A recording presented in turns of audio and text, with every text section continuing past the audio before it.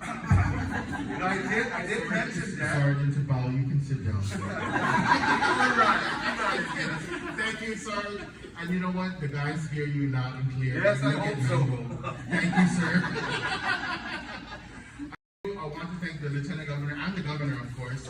The Governor is not able to join us tonight, but I do thank them for reaching out to us in coordinating these village meetings and understanding our needs. And of course, I want to thank the GPD. The chief has always been very responsive, and I don't want to leave anyone out because since I've been in office, the Southern Precinct has always come to our aid. And so everyone in the Southern Precinct, everyone that helps us from the chief's office down, we're really very grateful for all that you have done for us here in Piti.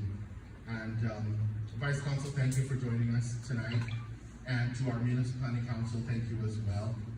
And let's hope that this is a fruitful meeting for all of us and we can share some of our concerns and address some of those concerns that we're not able to address on a regular day.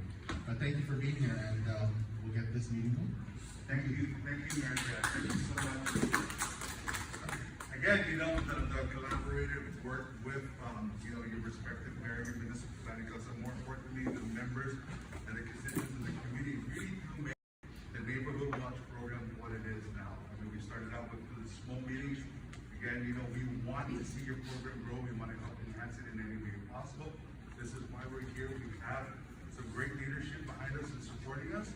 So please, this is a great time to ask questions and, of course, provide ideas and some solutions in which we can all work together. Okay, so thanks again, Mayor Des. And please, ladies and gentlemen, let's welcome our Honorable Lieutenant Governor of Guam, the Honorable Josh Sonorio, for some few remarks. Thank you for your time. That's the most precious thing that I think you can give us to try and hear what we can do, maybe hear what we're not doing enough.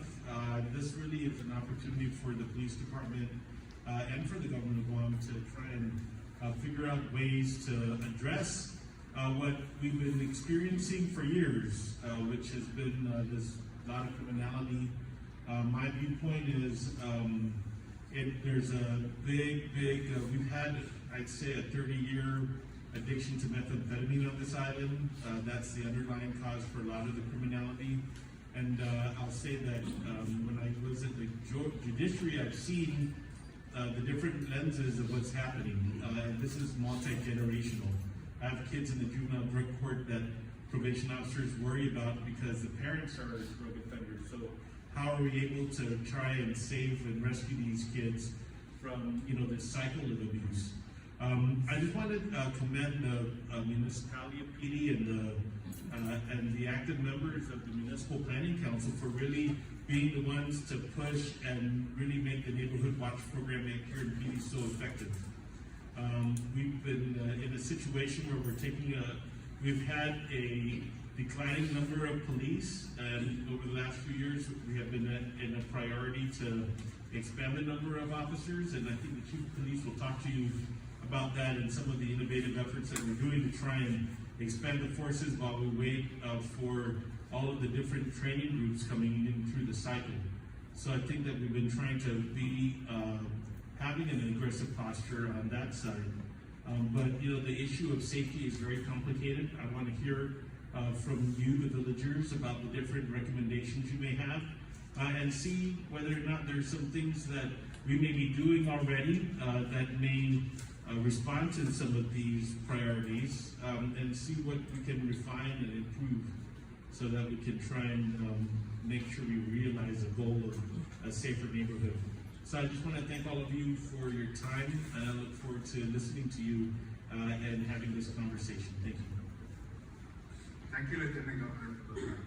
And now, ladies and gentlemen, please welcome the Chief of the Guam Police Department, Chief Steven Ignacio, for some few opening remarks. Good evening, Piti. Like Mayor said, welcome home. I was telling you, I got plenty family down here. My grandmother's in Kenya, and so I got a bunch of relatives down here. 30% of Piti, according to this story. And then, of course, I'm an Ignacio, so my roots come from down here, so both sides of the family. So it's good to be back. a lot of relatives out there that I remember visiting during my teenage years and even up to my adulthood. But it's good to be back in Piti, and it's good to be back to our neighborhood watch groups. We've been going around the different villages with the governor and the lieutenant governor, and we've been going out and meeting with all the village neighborhood watch groups. And really, the purpose of the meeting is making sure that we continue to maintain that relationship that we built, or if we don't have a relationship between your neighborhood watch groups and the Guam Police Department, is to make sure that we establish a relationship between your neighborhood watch groups, your community, and your Guam Police Department. Because, like the Lieutenant Governor said, if we don't know what the individual needs are of the different communities that we serve, we don't know how to better serve you. And so before I walked in here, before we come down to the villages, we asked address tonight and how can we work together to address them. And so of course one of the first things that they asked is, Chief, we need to see. Absolutely, yes. And I'll tell you, there has not been one village that we visited so far. We're at village number 7 that hasn't been on their agenda. That is either the number 1 or the number 2 thing on their agenda. Chief, we need to see more police officers. And I'll tell you, we have been recruiting police officers. We have actively recruiting police officers. Since we got in 2019, Lieutenant Governor knows this, and I've been put to task. We have been hiring Guam Police Department officers. But unfortunately, it's a very competitive environment. And I'll tell you, I just came back from an FBI training in Virginia, and there was a group of 40 sheriffs and chiefs of police in the room. And the number 1 thing that was on the agenda that for us to talk about as leaders, recruitment and retention. The issue is not unique to the island of Guam. The issue it spreads across Hawaii Sheriff's Department, all the way across the nation to Virginia and Ohio. I sat down at a table with chiefs of police and sheriffs, and we all talked about our recruitment and retention issues. We're competing in an environment where there's less people that are attracted to the police departments, and we're also competing with other employers. Here in Guam, we find that we're missing a lot of our officers to either the federal government, Customs and Border Protection, those types of federal jobs, or even to the Department of Defense, the Navy, the Marine Corps base, which is being built, and Anderson Air Force Police. So they provide salaries and benefits that are very much more attractive maybe and even more competitive than ours. Thankfully, with the governor, lieutenant governor, the Guam Police Department has experienced an 18% pay raise and a 10% retention pay for a majority of our officers. So really, imagine, I'll tell you, the police officer in the Guam Police Department prior to this raise was working for $11.87 an hour. That was the starting pay. I know you guys are looking there like, how can that be for a person to put on so much equipment, get into a car, go out there and respond to a call, not knowing whether or not he's going to make it home. It's a very dangerous job. You see all the things that come up in the media about hot pursuits and officer shootings. Just kind of reach out to the point that we live in a very dangerous. We're dealing with dangerous people sometimes out in the street. But we have hired 70 officers. We continue to hire. We just graduated. We just swore in 5 for on-the-job training this past week. We just had a command staff meeting today. Our next cycle, if we are able to hire everybody, we should have 24 people in the next police cycle. That's scheduled to start in August.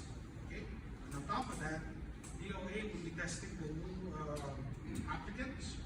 We had a job fair again to try and attract more people to come and join the police department. So we've never stopped because we want to meet that need of the communities. I want to see more patrol officers. I want to see more policemen in my village and in my community. One of the other things that's exciting that's going on that you may not think directly affects you, but it does, is we're building an Eastern precinct down in Talofofo. We already have secured almost close to $1 million. Our goal is to get at least $3 million to build the Eastern precinct in Talofofo. Now, why that's important to you is because right now, you fall under the jurisdiction of the Southern Precinct Command, which is out of Agat Precinct. But Agat Precinct covers everything from Antelope all the way down south to the eastern side towards parts of Sonia.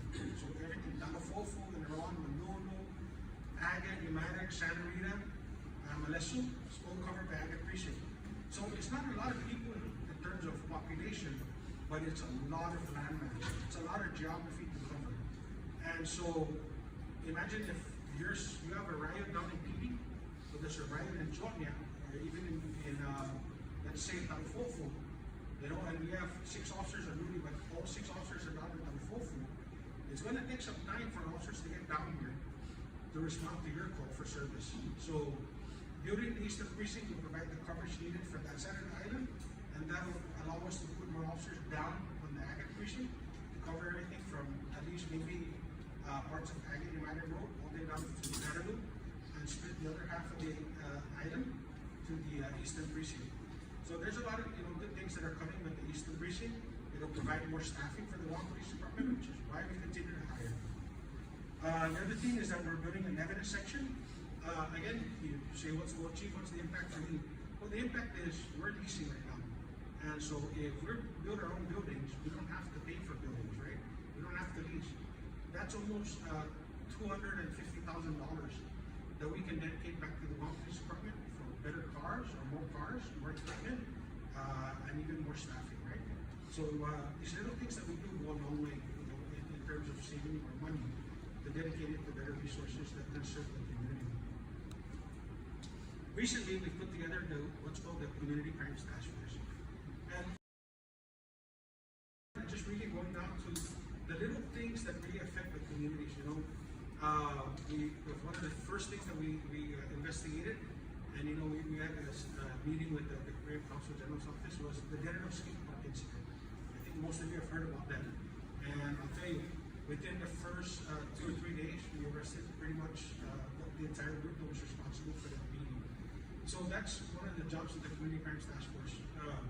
When we met with Momutoto Mighty Mayor, Mayor Buckley says, Mayor, what's the issue that we have with speeding? And so we got down to Momutoto Mighty with the task force, and we addressed part of the speeding problem. We're down there, we gave a lot of tickets for speeding within the village. We were down in Asen a couple weeks ago, and Mayor Salas, right? Mayor Salas goes, Chief, we have a problem with speeding.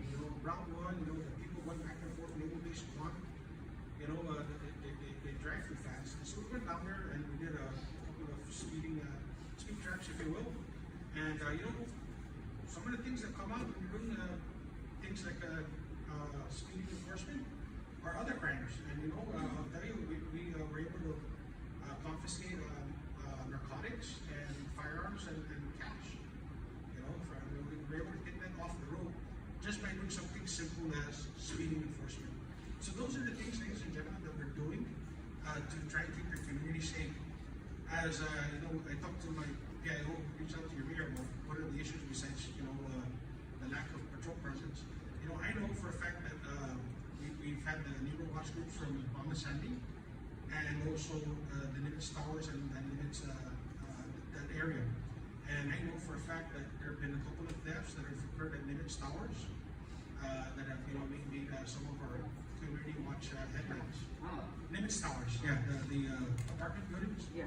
Yeah, there was a stolen motorcycle that kind of made headlines and made its way around the social media circles.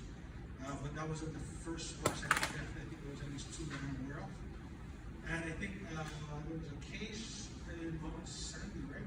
Months ago, or maybe a little bit longer, where a guy was going door to door, and we were able to apprehend that person and make an arrest. It was actually he was trying to burglarize some of the houses, and he got caught. And they called the police. We responded and made an apprehension for criminal trespass at the most. That's something we could pin on the guy. But what got us there was the residents of the neighborhood watch group and the people that live in the area. They knew this person didn't belong there. They knew this person had no business in the area, and they called the Guam Police Department, and we responded. But that's what we do. We work together with you to make your community safe. And so, ladies and gentlemen, we're here because we want to listen.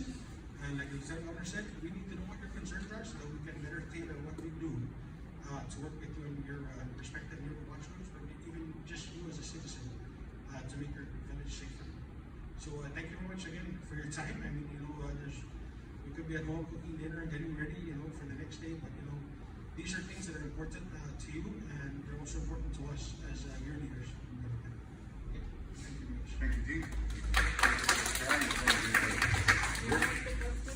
Yes, we're gonna open up now the floor for some questions and answers. I have a lot of questions, but. You do? Can we go round robin, one question, and then we can come back to you?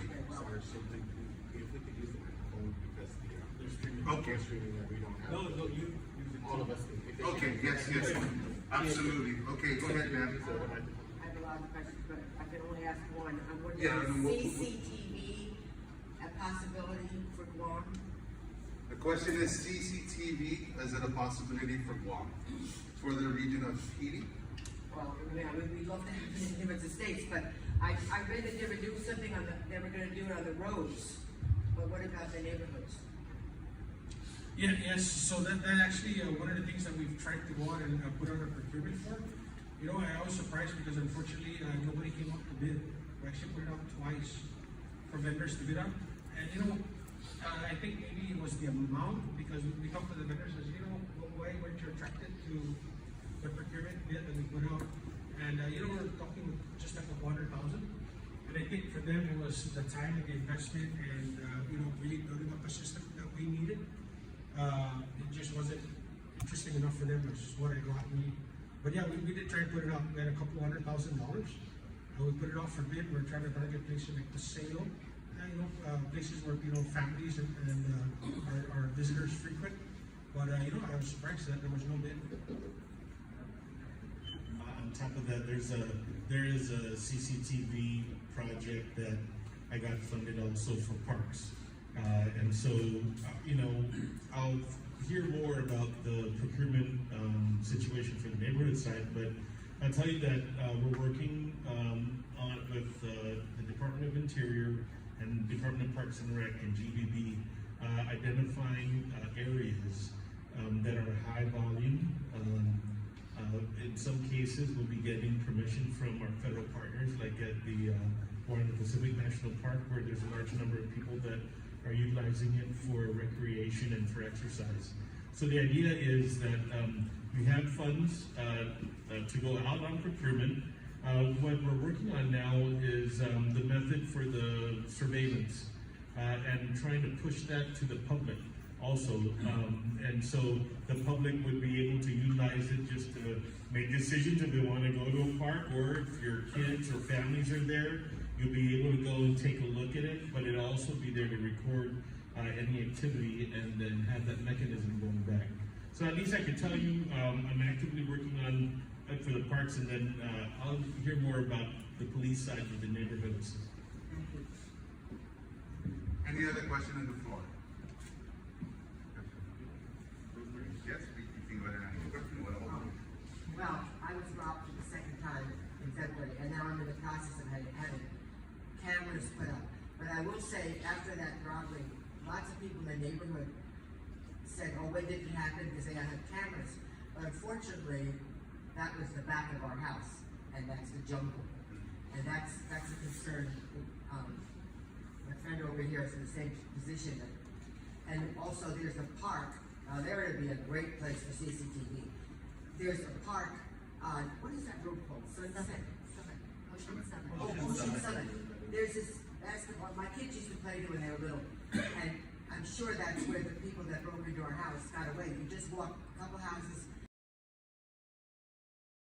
you have your car there, and be gone. So that would be, now that I think of it, that would be a really great place, because I escape from there, and it's a big concern. I mean, everyone in the neighborhoods buying cameras, and we're really afraid.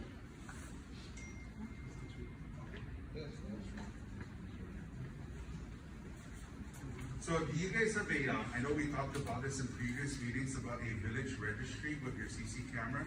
A lot of villages have adopted it. The village, you know, where I'm from, Sinohania, they actually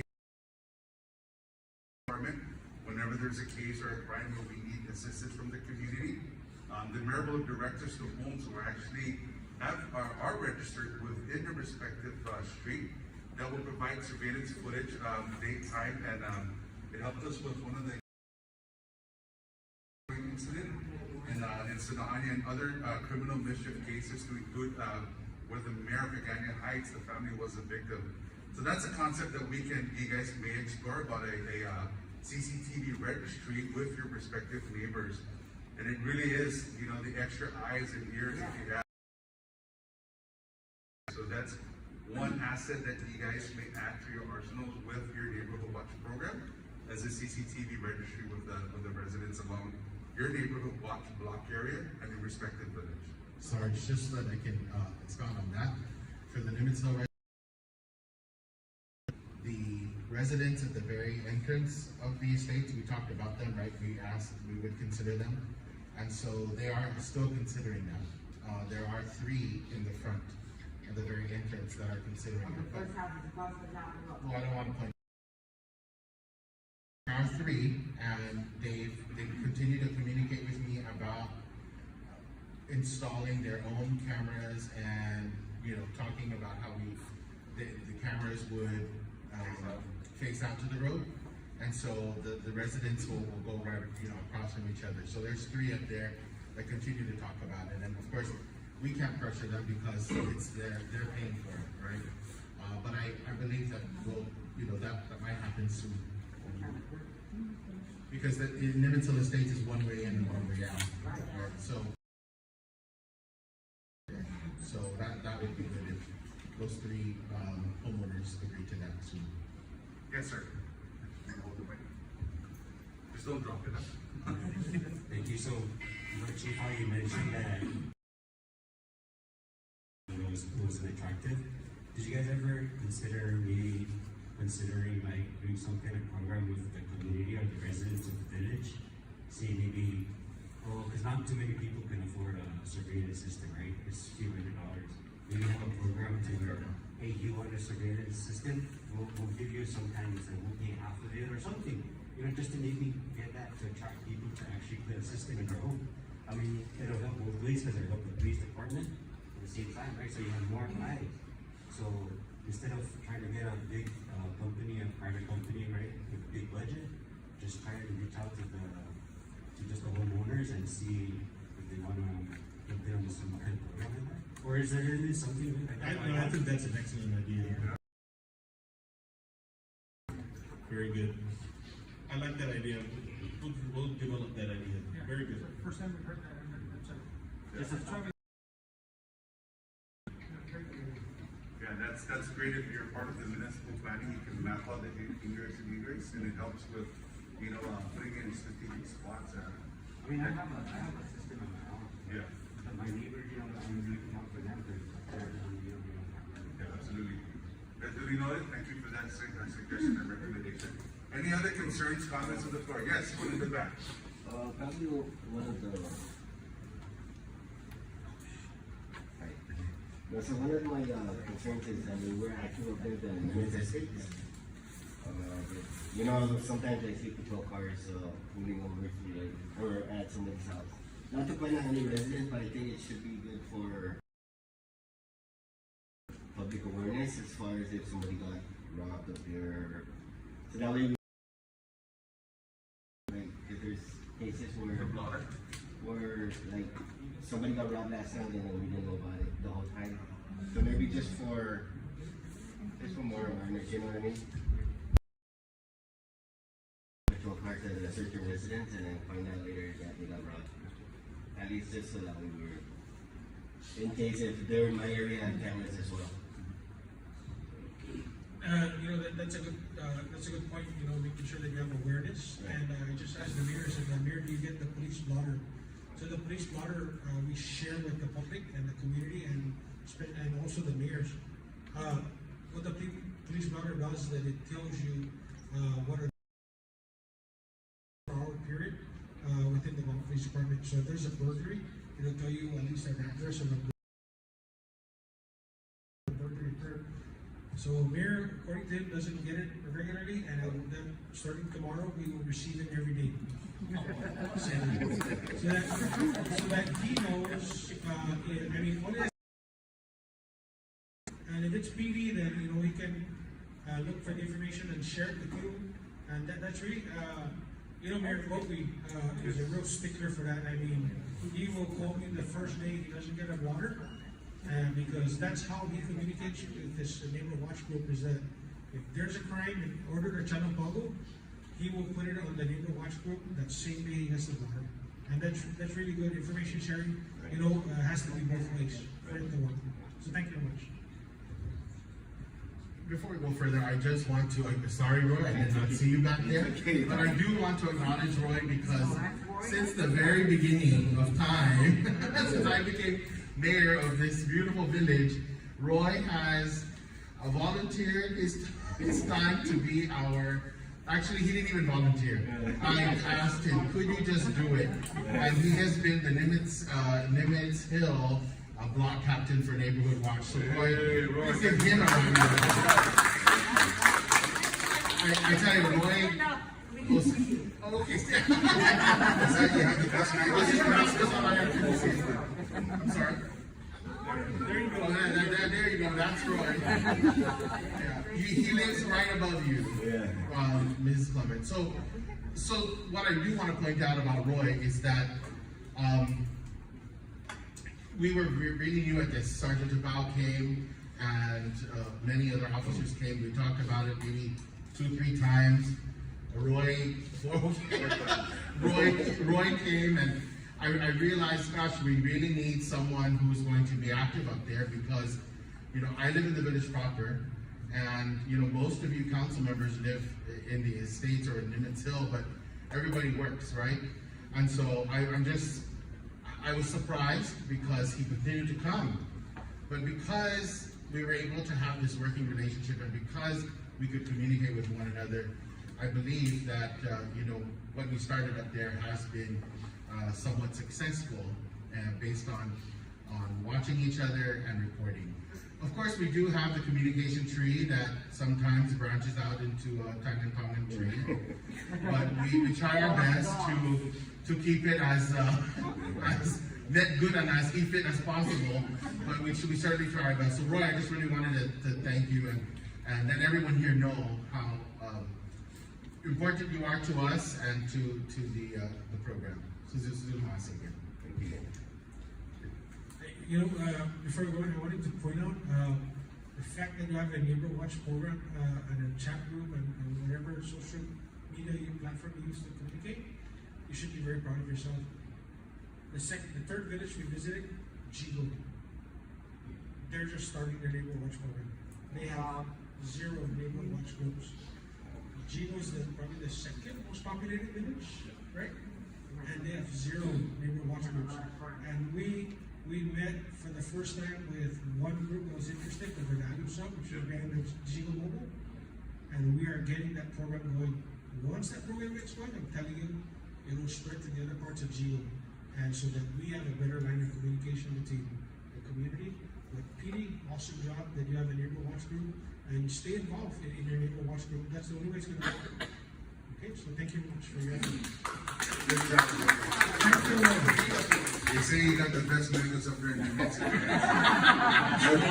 You know, all joking aside, right, I did use the mangoes as an analogy to crime, right? Because it's mango season. It's the best thing to be cognizant of the people that come in and use it as an excuse. Oh, just to make your mango tree. And I told you that. I went out there and I got out my car. Somebody said, "Hey, what are you doing?" I'm gonna pick up the mango before the chickens eat it. But you know, that's the things that you need to be cognizant and aware of. Is that the season, the mango, this is where people come around and everything. They're not just looking at your mango tree, but they may be also scoping up your property and stuff. So being aware of what's happening, the seasons that change, is also part of really taking note of your neighborhood. Any other questions, concerns, or comments from the floor? I know the council members have questions. Council members. It's okay. No, this is the best time, you know. I don't have a question, but I do have a comment. Sure. Do I need the mic or no? You can use the mic. I don't, do you need? There you go, Ben. Are you sure you want her to give her the mic? Yes. Or one of you guys? No, I just wanted to commend GPD, really. Our chat room, and you'll hear people chuckle when I say this, but there are competing priorities in our chat room. And, you know, majority of us are very aware of the precious time that your officers take to read through those chat rooms, because the more people contribute to the conversation, the longer the conversation gets. the harder it is to figure out what is the heart of the issue. And your officers respond very quickly. I think last week, right? Yeah. Somebody was saying, there's somebody knocking on my door, and I was just driving home. And driving into Nimitz Hills, one way in, one way out, 3 police cars passed me on the way in, and I felt so happy, so safe. I have 2 young children, I have an elderly mother, and we're home alone a lot. And so I just really want to commend GPD. You guys are doing a great job.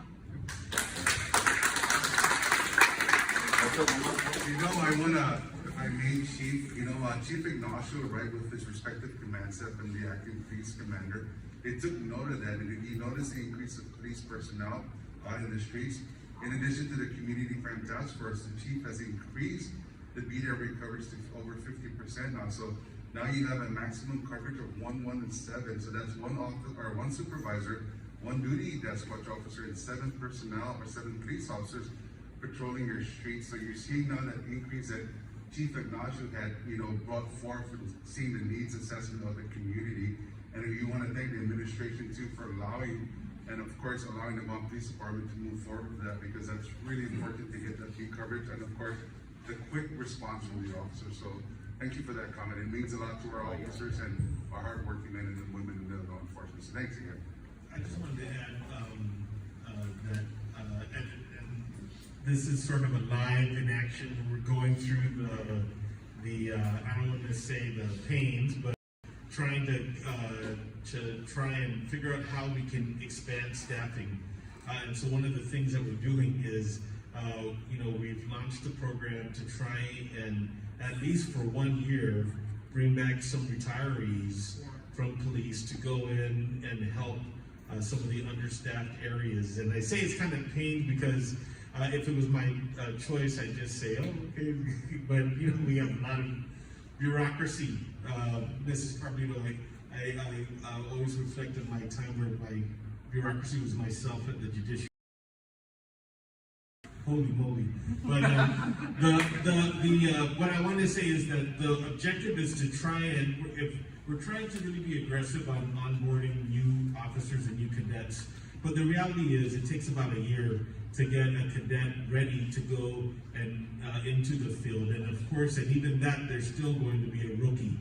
So the idea is to try and identify those officers that can go and the ones with expertise in detectives, help with CID, try and get these cases charged.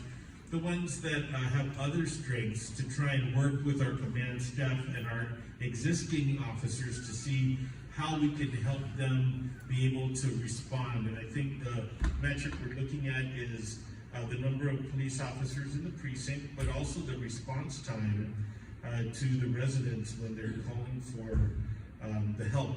And so the Neighborhood Watch is an effective way for us to help vet for Guam Police the resources, because if they're going to be heading to every suspicious person, it's going to be hard. But if it's prioritized and there's more detail, so what I wanted to say is, as much details that you can provide in the chat, it really helps the police be able to respond and to be very fast about getting into the situation. So when you're talking about, when you're doing this, make sure you take heed of your own safety.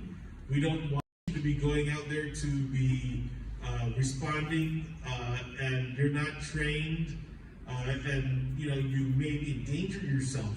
That's another thing, but as much details that you can provide, it gives them just that extra time. And the other thing I wanted to just bridge back in, enforcement. So one of the other things that we're trying to figure out some way for the law enforcement officers throughout the different branches, for there to be I don't want to call it a registry, but it sort of should be, where the mayors would know where the law enforcement officers are living. And this is one of the things we have to work on, because sometimes, law enforcement officers like their privacy, they also need their security for their families. And so this is something that seems like a good idea but we need to handle it correctly, because the one thing we always want to do is make sure that the families of the officers are safe, so those officers can go out there for all of us.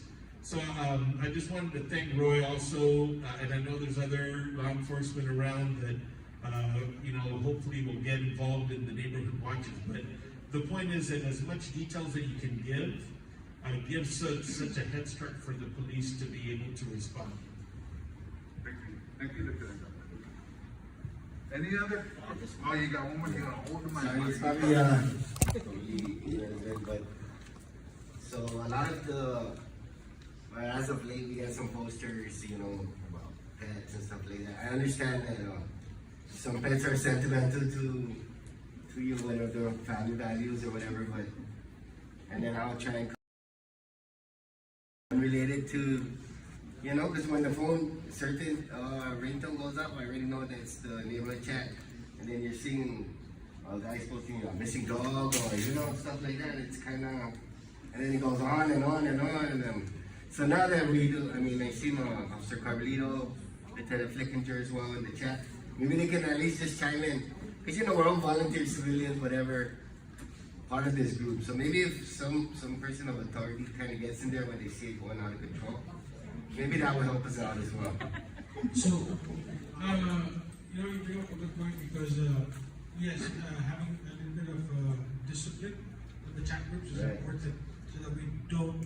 Because the last thing you need is, 2 o'clock in the morning and go off because, somebody's missing or they're selling a refrigerator. And trust me, that's happened before. But yes, so I'll tell you, I'm a member of Barragata Neighbor Watch. We have 2 WhatsApp groups. And so, sorry, I have to put this back on you, but the commanders or the captains for the Neighbor Watch chat groups have kind of like a written script already. That every time they add somebody, they put in, this is what this group is for, and this is what's authorized. So every time somebody puts in selling a refrigerator, my dog is for sale, the Neighbor Watch commander for Barragata sends out the reminder, hey, this is what this is for, this is the only thing that's allowed here. If you want, we can send you to the other chat group where you can sell your rug or your dishes. Really, it's funny, but Machechi, I don't live in Machechi. As soon as somebody just gets on the line, boy, the 2 Neighbor Watch group commanders from Machechi, they're on it. They keep sending their reminders like yay long. There are like 10 different rules, but it keeps everybody as a reminder. That this is what this group's for. Yes, ma'am. Someone told me, I can't remember the reason I ran into talking about neighborhood watch, people saying about their lost puppies, and then another lady said, well, you don't know, we really love our puppies. But we have a community, don't we have another community? And these people don't get it. They don't get it. This is for, there's a man in a black car banging on my door, and it's very frustrating. But someone told me that the son there cuts them off. Like, they won't let them be on it if they're keep calling. I mean, that sounds kind of mean. Yeah, I mean, we don't want to encourage that because, I think Mayor said that there is another chat group that you have other community issues. Yeah, but like I said, the only way you can maintain the decorum on the chat is sometimes you just have to constantly remind people, hey, this is what this chat's for. Or when we just finish having a storm and there's no power, we want to complain about the power outage or something. And unfortunately, sometimes people don't get it, but the bigger goal though is to make sure that you keep your community safe at the end of the day. Those are just the little petty things, the nuances that come with the chat groups. But really at the end of the day, so long as we stay focused on keeping our community safe, so long as you and I work together with your community and our police department, I think things are going to get better. Okay? So, one of the things, if I may add, is that we in the village of Sinahanya, we did a village registry for out street lights for dark areas. And I think Mayor Hoffman was able to work with administration in I mean, I came home and it was like daylight. I was like, wow, there's no way that they put streetlights in the jungle. But it was something that I brought up. This is a dark area. This is a one-way road in and everything. And it was added to the repository of the Yeah, county. no, let me just add that we work with Public Works and GPA to convert basically the electric lights to LEDs, which at that savings that we got in the utility bills, we then added the additional street lights so that we can increase the number. And then on top of that, the governor, and by the way, she's at the Songs room right now, so that I hope, last day of a rosary, that's why she's not here. Normally she's 100%, but it's a family member for her. But we went and we added a large number, another couple thousand of streetlight orders with GPA. So the goal is to, that part of the increased police presence, but we know that the lighting is so important. So when we're looking at safer streets, it's that, it's the, we also have vehicles on the roadways that are very, very dangerous, and we also have some derelict buildings or abandoned buildings. So let me just have the opportunity to tell you that every month I have my Island-wide beautification task force meeting. I stream it on Facebook, and I think sometimes it's being every month I kind of drive this, and you'll be able to get a live update on what we're doing. And I just want to tell you that we're being very aggressive with all those areas. On the derelict buildings, Public Works is pushing notices of violations and actually getting property owners, some of them have left the island. But this nuisance also is dangerous. And in fact, a young lady that was sexually assaulted in an abandoned home in Dedido.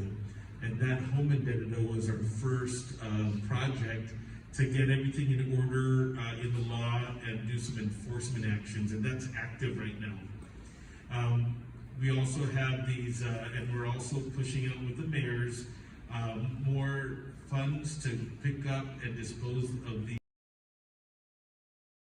Definitely not there, because I'll tell you, every day I go visit my mom, and in Sindahani and Aganya Heights, there are some famous sites where the road is being used as almost a scrapyard, which is not supposed to be the case.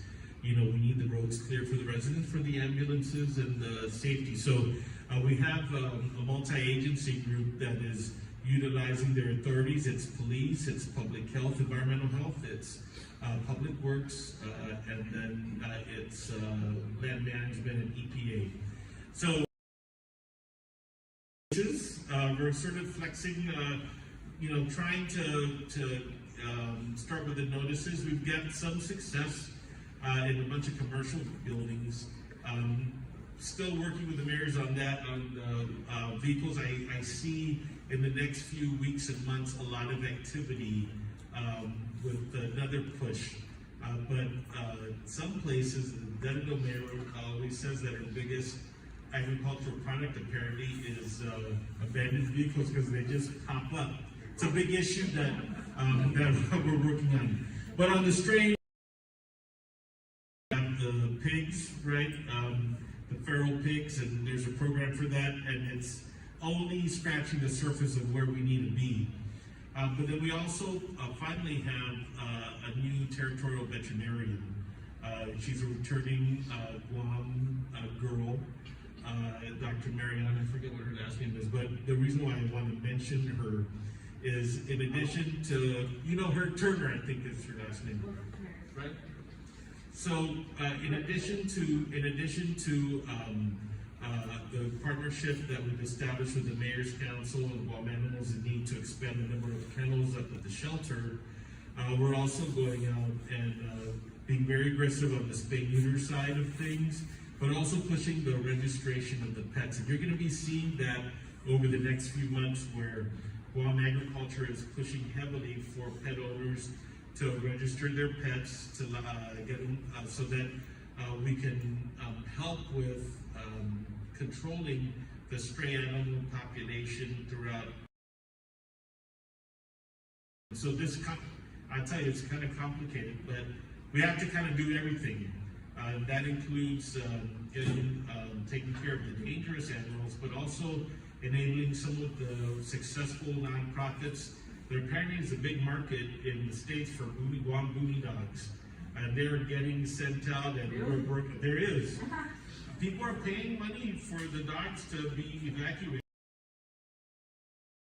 Start sending them out, and they're getting into homes out there.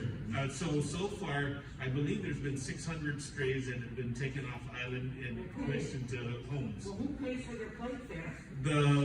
The folks that are adopting the animals. Wow. It really is a phenomenal thing, but this problem is volume. It's big in volume, right? We have thousands of this. So the other part of it is really being very responsible. The spay neuter should help, but of course it's a community effort. So I was going to say that you'll be seeing in the villages, going around some areas where we'll so we can try and get them, and also get the chips implanted into the pets, different things like that. But so the law enforcement, in my mind, it's the serious crime, but then there's also the symptoms of the neighborhoods that we need to kind of fix up. So street lights, stray animals, abandoned vehicles, abandoned buildings, those are part of trying to clean up a village and make sure that we kind of, eliminate the areas where we see some of this criminal. Thank you so much for that. That is really, that's summing up the efforts that we can. And I'm just telling you that this is a lot of work, but with your help, we can get there. I'm optimistic. Is there any other questions, concerns, comments from the floor, from the panel that's here today? And with that, Mayor, would you like to close us with something from the room? Well, I just want to say that, I'm always optimistic about Piti. And I'm just so glad that together we've been able to work with one another to, whether it's resolving some type of issue out in the village or putting something together. And so I know when the administration and GPD reached out to me and asked, what are your biggest problems? I think they kept on calling me. Officer Berlin, she didn't want to stop calling me. I don't want to say too much because we are live. But when we're talking about our problems, right, compared to our neighbors, I think we have to really count our blessings and thank the good Lord that not only are our people helping one another, but we're safe for the most part. And so we are very grateful for the administration and for the police department for all the good things that you do for us and for keeping us safe. And for being very responsive. And so, from the very beginning, I know that there's a new set of officers in our neighborhood watch program group chats, because when we first started in 2017, there have been changes, right? So, officers have come and gone in those group chats, but regardless, GPD has always been very responsive. So, on behalf of the people of Piti, Governor, GPD, thank you very much for being here. And to our PD people, thank you too for being here and for being a part of this program. Excuse myself. And Sergeant Chapal will get his mango. Oh, and please don't leave without having a empanadita. It was hot still. Can you see the steam? The steam? It's very good. So please have some. Oh, I'm sorry, Lieutenant Governor. No, I was going to say, I also want to thank all of you. And Piti is a beautiful village, and the mayor has been providing excellent leadership here. I mean, you really said one of the top. I have to say. No, you know this. We have side conversations, but so I want to thank you for you're doing, and especially the MPC members. I mean, you really are volunteering for an aggressive mayor, and I think he has a lot of plans, and I'm looking forward to that. Piti is one of the most beautiful villages, and because of where it's situated, you're really at the crossroad of a lot of stuff going on, right? And of course, you're also host. My dad is in the Veterans Cemetery. He's now, I guess, a resident here. I told you. But I just want to close also by thanking the officers of the police department. You know, this is not an easy job in the entire government. This is one of the most difficult jobs. So I want to thank all of you for your dedication and your loyalty and your patience, because we know there's Guam people are great people, but we got some difficult people too, and it really requires some patience. But I say this because Guam Police Department is the premier law enforcement agency of Guam, and one of the reasons that we're making such an effort in addressing pay, we shouldn't be seeing enforcement. I mean, this is where the widest authority is, and that's one of the reasons why we're fortunate that Department of Administration came up with a pay structure that recognized the importance of retaining police officers. We're losing them in droves to federal service. Customs and Border Patrol is a big, famous one for taking our officers. So, that's part of it. Then the other thing is the equipment. I just have to say I've been very, very lucky to be in this position when we've been able to push in a large number. I think the highest number of police vehicles in the history. I'm not sure what the number is now. 34 additional police vehicles just within the last year and a half, I believe. 34 plus additional 14 during the COVID. That's right. That in addition to ambulances. I mean, we had like 8 new ambulances. So I think that for me, coming from working from, I used to work for Mrs. Carlito's husband. I said boss. She's the boss. He was with us, but I'm used to making sure that you deal with salary, you deal with training. That's another thing that is pending that we need to invest in, and then the resources. Because you shouldn't have a police officer out there with an expired body armor.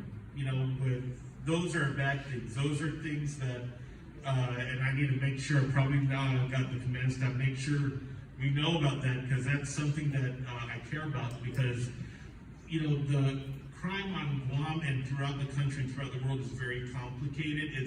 And the level of violence that we've been seeing, especially elsewhere. Fortunately, we're not seeing certain kinds of things out there, but we're really in a dynamic situation here because there's a lot of activity. We have an expansion going on with the economy, and we're getting off emergency. People have been very scared in the pandemic. They're worried about their future. So a lot of people have been in a real stressful time. So the patience and the leadership of the police really truly appreciate, and we're looking forward to adding to their ranks and also exploring other ideas. The last thing I'd say is we're working on deputizing additional law enforcement officers and assigning them to police temporarily while we wait for the expansion of the forces. So just like the governors, it's on the manpower and resources side, but then deal with the drug addiction issue, right? And so getting people into therapy and trying to recover lives, because there's some lives there that we can recover, but there's also folks that are just darn bad. That they have to be in a correctional setting. And, over the last 30 years, DOC has been mostly focused on the security aspect because of their facilities, but we're moving into a place where we can start focusing on the programming and trying to prepare people who are, after experiencing a long period of absence, to come back into their families. I mean, some of these people, their child was 3 years old, but they left and now they're 15. They just don't know them anymore. And so there's a bit more complicated stuff, but that's where work on behavior, abuse, there's a whole lot of activity going there. And I'll just close by saying there's a lot of nonprofits has been very forward in their drug court program, which is very successful. But we're gonna do the police work, and I think the posture is aggressive in terms of resources and being responsive. And just I want you to know that there are other members of the team that are focused on the treatment side, the substance abuse side, the social aspect, that we want to clean up the villages so that we can try and get a better way. So I just want to thank you for your time, and I will pass it to the chief. Thank you so much, Mayor, for having us. Beautiful village of Piti, like the Lieutenant Governor said, like coming back home. To the village of Piti, keep on doing what you do. Like I said, you know, let's continue together, and we look forward to our partnership. And thank you very much for your time. Take care, Piti.